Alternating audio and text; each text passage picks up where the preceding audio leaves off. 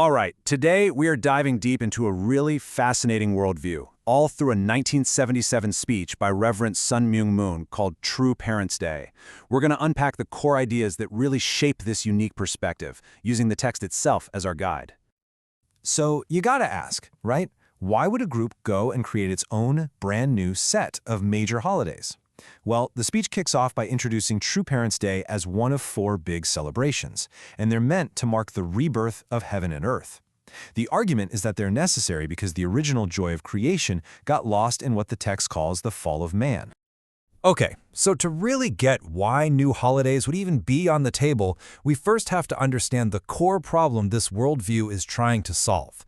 The speech paints a picture of a deep, spiritual sickness that's affecting, well, all of us. Now, according to this text, the fall of man isn't some dusty, one-time event in the distant past. No, it's described as an ongoing state of illness. It's something that affects everything: humanity, the planet, even God's own dignity. It's like creation itself is trapped in this state of sorrow. So, if humanity is sick, what's the diagnosis? The speech points to one root cause, a disease it calls fallen love. And what is that? It's a love that's centered on the self, not on God.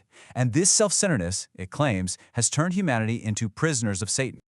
And this slide just lays out the central conflict so clearly. On one side, you have fallen man. The motive is self-centered love, which leads to inheriting a satanic lineage, and the result is a world of sorrow. But on the other side, you have original man, whose God-centered love was supposed to lead to God's lineage and ultimately heaven on earth. Okay, so we've got the problem. Now, what about the solution? This is where it gets really interesting, because the text says it's not about just getting forgiveness. It's about an active, hands-on process of literally reversing the fall. The speech uses 2 really important words here, and they're basically 2 sides of the same coin. From God's perspective, healing humanity is called salvation, curing the sick. But from our side, from humanity's point of view, it's not something you just passively receive. It's an active process of turning back the clock on history, and that's called restoration. But here's the catch. This restoration isn't free. There's a price. It requires something the text calls indemnity, this principle that a debt has to be paid. The analogy they use is a patient having to drink bitter medicine or go through painful surgery to get better.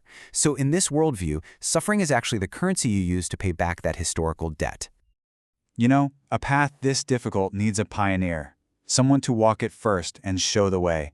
And according to the speech, this is the role of the Messiah figure, to forge that path of paying indemnity so that everyone else can follow. And the speech gets super specific about what this journey looks like. This isn't about a Messiah arriving in glory and power. No, it's about coming in misery, literally absorbing the world's pain. And here's the absolutely crucial part. Victory has to be won physically, right here on earth. That way, it creates a repeatable formula, a pattern that anyone can follow. And this quote from the speech itself just nails it down. The mission, as he states it, is all about a tangible, earthly victory. It's about total liberation from satanic influence in the physical world, not just in some spiritual realm. So this isn't just theology floating in the air. The speech connects this huge mission to a very concrete timeline of events. His arrival in America in '72, that massive rally at the Washington Monument in '76, and then declaring a whole new calendar in '77. They're all presented as major steps towards achieving this earthly victory. Okay, so if the Messiah pioneers the path, how does everyone else actually follow it? Well, the text lays out a very detailed blueprint for exactly how to achieve your own personal restoration. It's called the 7-year course of recreation. You can think of it like the 7 days of creation in Genesis, but applied to your own life. It starts with winning over 3 converts, or spiritual children. Then you get married in a ceremony called the blessing, and after that, you have your own kids who are born into this new heavenly lineage.